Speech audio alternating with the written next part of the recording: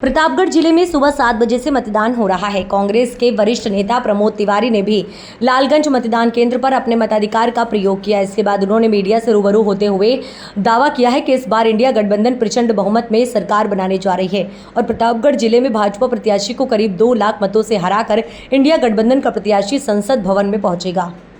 विदेश जाने का शौक तो मोदी जी आपको है, इन शहजादों को नहीं है। ये शहजादे राष्ट्रपति भवन में मौजूद होंगे और इंडिया गठबंधन की सरकार बनवा रहे होंगे।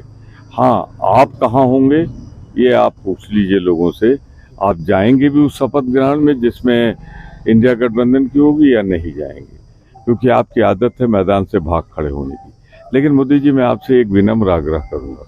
आपने प्रधानमंत्री पद की गरिमा इस चुनाव में बहुत गिराई है। आपके भाषण प्रधानमंत्री पद के गरिमा के अनुरूप नहीं रहे।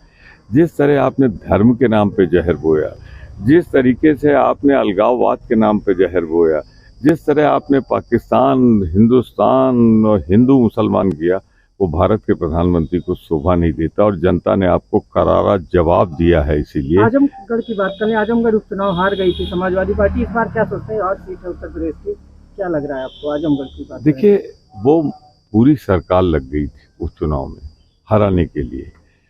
अब स्थिति वहाँ ये है कि लाख से ऊपर धर्मेंद्र जी जीतेंगे और निरहुआ चुनाव हारेंगे। उसका कारण है कि कुछ किए नहीं निरहुआ ने। भारतीय जनता पार्टी की एक त्रासदी है, जहाँ जहाँ उसने कैंडिडेट रिपीट किए हैं उनके खिलाफ एंटी इनकम्बेंसी जबरदस्त। सर, प्रतापगढ़ को लेकर क्या कहें? प्रतापगढ़ को तो सबको मालूम है।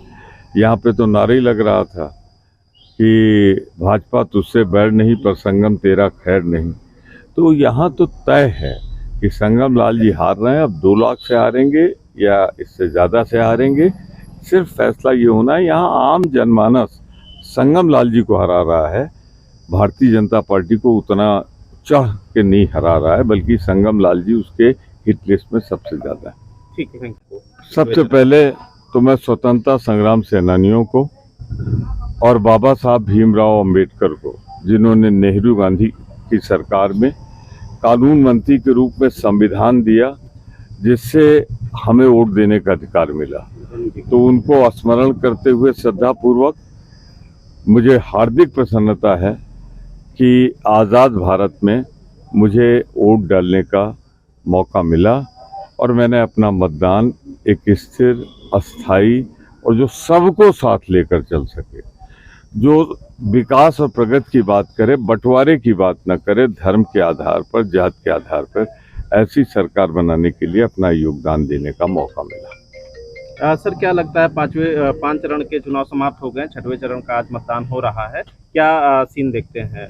देखिए, 5वें चरण तक हम 270 के आसपास मंडरा रहे थे। 240 भी हो सकता है, 50 भी हो सकता था। लेकिन ये 6ठे चरण के बाद भारतीय जनता पार्टी सत्ता की दौड़ से बाहर हो गई और जो हमारा इंडिया गठबंधन है ये निश्चित रूप से सरकार बनाने के लिए आवश्यक बहुमत से कहीं आगे निकल जाएगा। इस बार हमारे यहाँ 300 के ऊपर एक स्थिर और अस्थायी सरकार इंडिया के नेतृत्व में बनेगी।